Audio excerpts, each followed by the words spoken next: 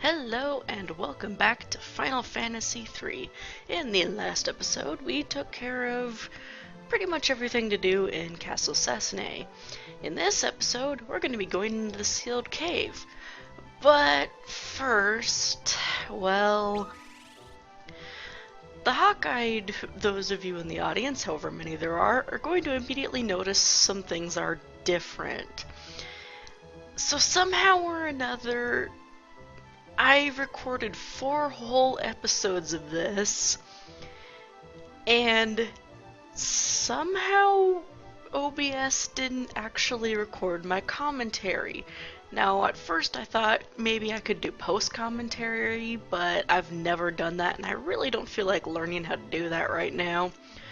So I decided, because it doesn't take that long, as you can see from my time down in the bottom right, I'll just, go ahead and replay all that I had done and catch myself back up to this point. So if there's a few numbers and stats here and there that are inconsistent, well, that would be why. But I suppose not all things are bad. I still have all of my Phoenix downs, because nobody died while I was doing this. And yes, everyone is still exactly the same level as each other. So now that you're all caught up to speed and I am doing this again, let's get into the cave, shall we? So first and foremost, let's head south, because there's, well, no other direction to go. And of course there are new monsters, and of course you're gonna back attack me, you little jerks. Yes, get your turn over with, and your poisoning ingot. Okay, you're not. So, to start things off, this was something I actually tested out and learned during my first recording of this. In most Final Fantasy games, if you use a recovery spell or item on the undead, you'll actually do damage to them. So, let me demonstrate. Since all of us are in the back row, this should be nice and handy.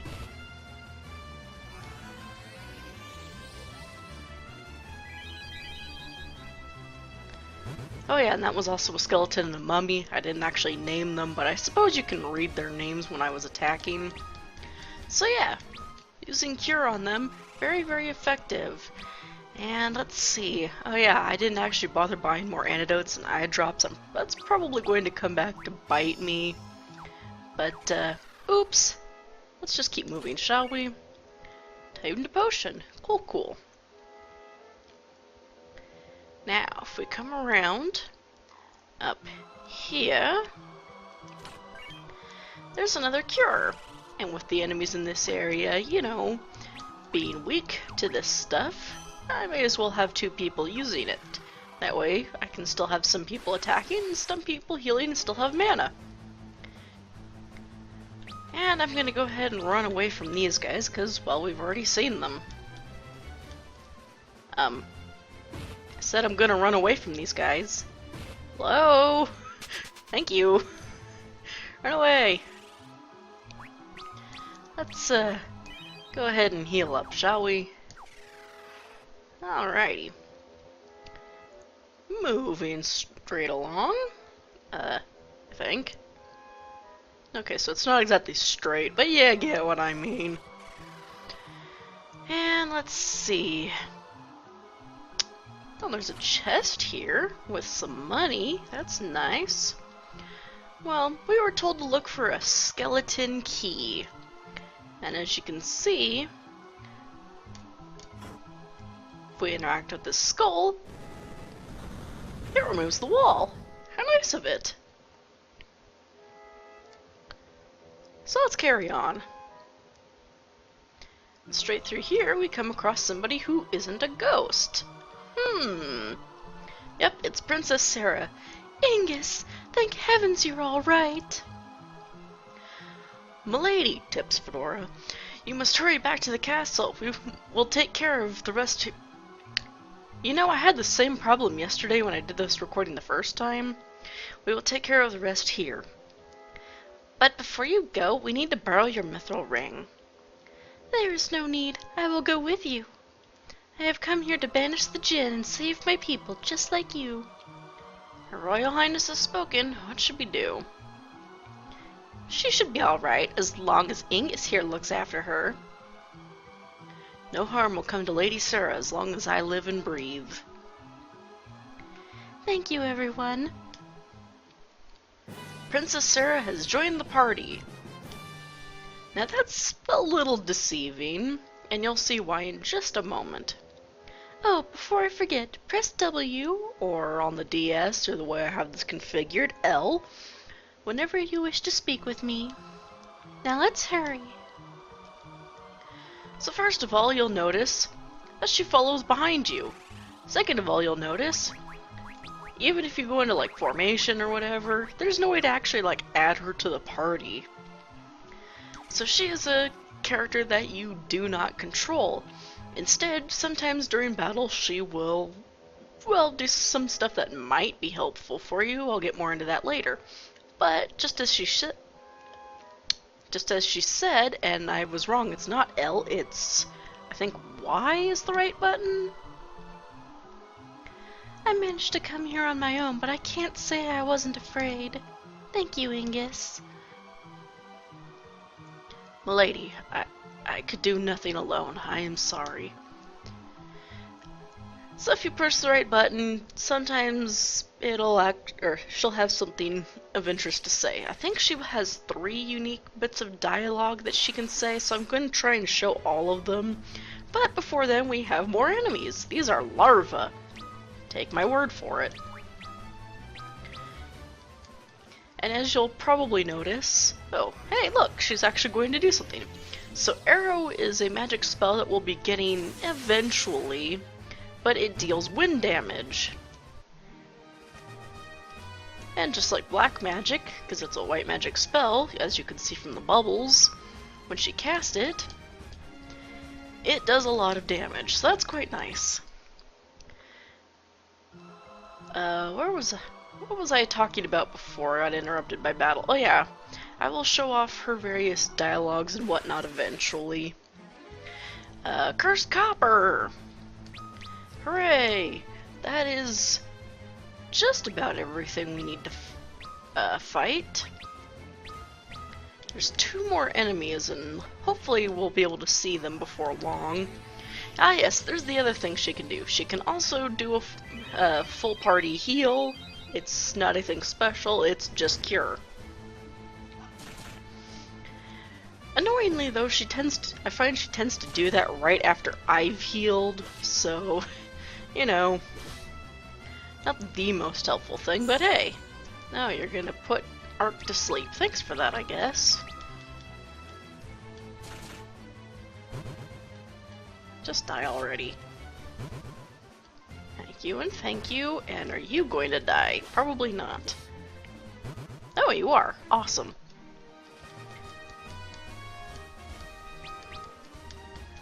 Hooray! Hooray! Hooray!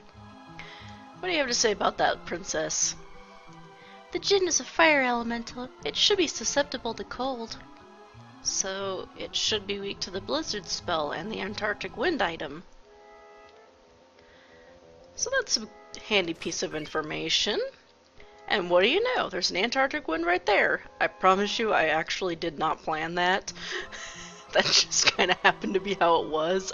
I knew there was another one of those in here somewhere, I just didn't know it was actually that chest. Anyway, this should be the last chest, and hey, more eye drops. Cool. Well then.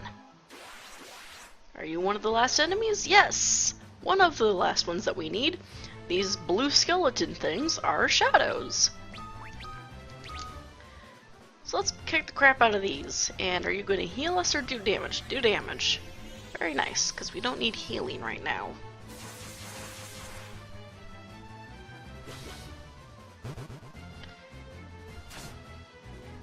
I'm gonna need to use those eye drops, aren't I? Oh well. Ta-da! Hooray, level up! Princess! Ooh, we got more eye drops, even better! Well, I was going to say, you know, Princess, what do you say about our level ups?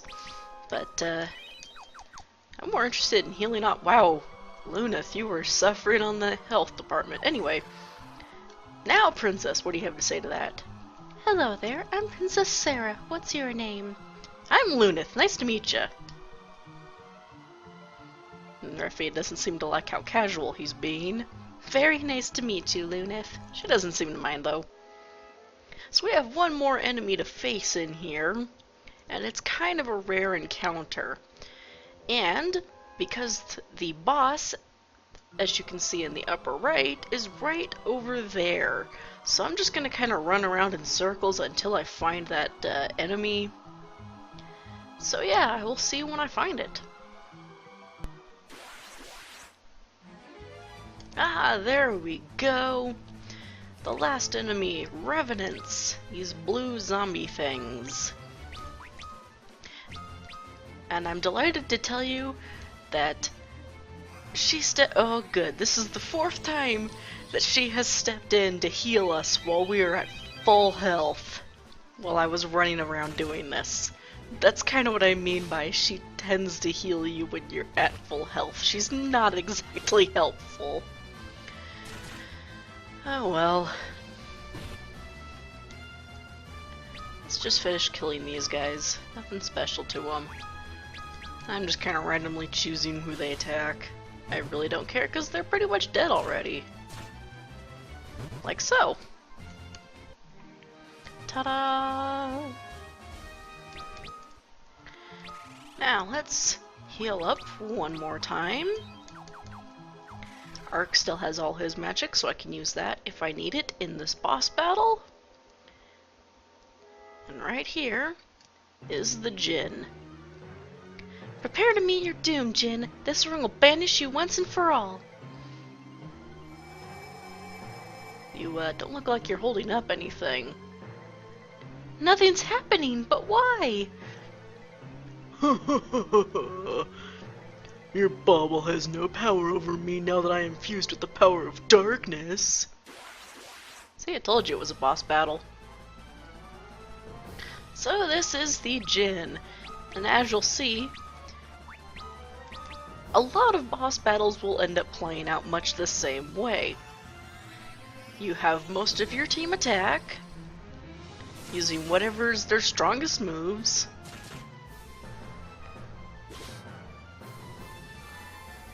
Which does include magic, yes. Come on, this is taking far longer than I expected it to.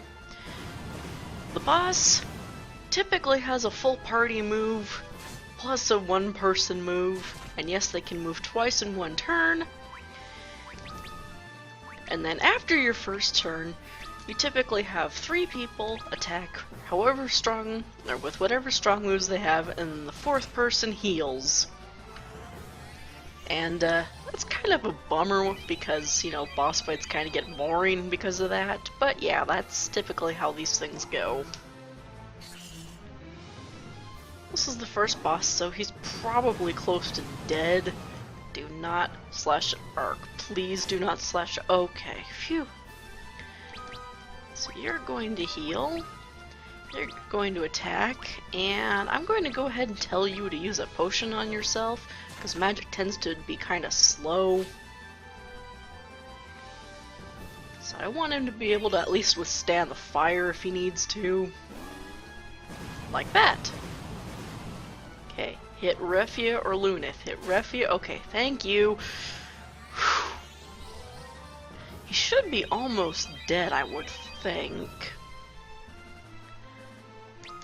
So let's keep healing, and you 3 keep attacking.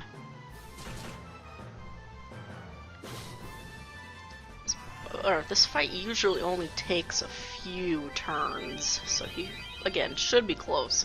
And I don't want to use my Antarctic Wind on him, because that's kind of overkill, I think. Plus, again, I like hoarding items. Ah, yes, there he goes. Good, good. Do-do-do-do-do-do-do-do. Bunch of money, and some experience, and job level increases. Very nice.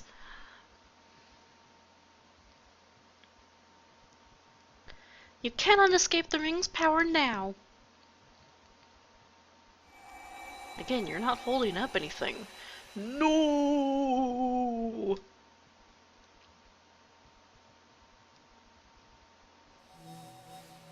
But now we're all turning transparent. Hey, what's going on? You must return to the castle, milady. Do not fear us. We will be fine. What is happening? Angus!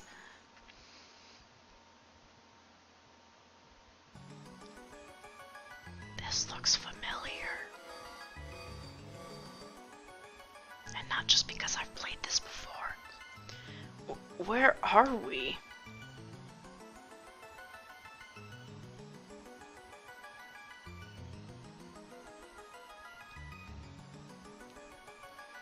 I recognize this place. It's the cave with the crystal. It is I who summoned you. I don't remember what my voice was that I used the first time.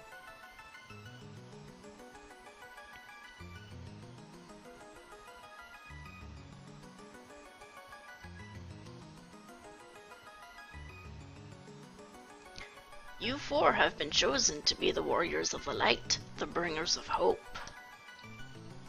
You must take with you the last of my light and the last of our world's hope. Unless you act, the light will be lost and the equilibrium forever broken. Once you take in the light, you will be able to extract the powers from the other crystals. Flicker flash. And now we get opening credits. So, a few bits of trivia and things while these roll by, because I don't just want to skip over them. First of all, while editing the first batch of episodes, I noticed that I never actually went and tested if healing in Kazus while Refia is outside of the party will heal her too. While I was replaying this for this, new batch of episodes, I went ahead and tried that, and it turns out, yeah, she does get fully healed. So, that's pretty cool. However, it's probably still faster to go to because you don't have to deal with the little cutscenes of her leaving the party and rejoining. So that's just me. Second off, the Djinn there being weak to a ring or being sealed inside of one. From my understanding, in the original Aladdin tale, there were two genies, the first in a lamp and the second in a ring. So, yeah, it kind of stands to reason that a genie might be, or a Djinn, I suppose, might be weak to, being sealed inside of a ring. So that's pretty cool, I think. And just like the first time I went through, these credits are way too long and I'm out of interesting things to say. Oh, cool! That actually went better than the first time. I was unable to read that. I'm sorry. You must drive the darkness from this world and restore light to its rightful place. I forgot this auto-scrolls. Oops. Well, you can go back and read it. You are our last hope.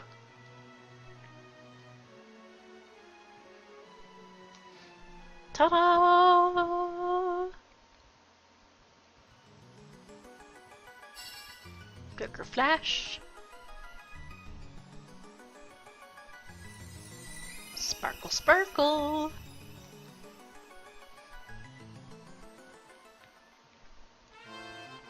You have been blessed with the crystal's light.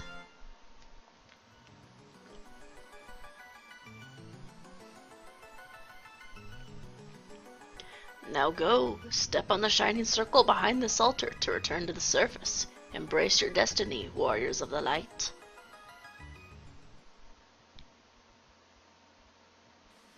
But before that, we need to talk with the mascot. Congratulations, Kupo! You can now change jobs. You can access job-specific abilities by changing jobs, Kupo. Be careful though, you won't be automatically proficient in each job, Kupo. You'll need to practice each new job to maximize its potential, Kupo. Try it out. Good luck, Kupo. Goodbye, little Moogle. Well, as interesting as changing jobs is, I think that's a good first episode well, I guess 5th episode, but first episode back at recording. So I will see you all in the next episode. Bye bye.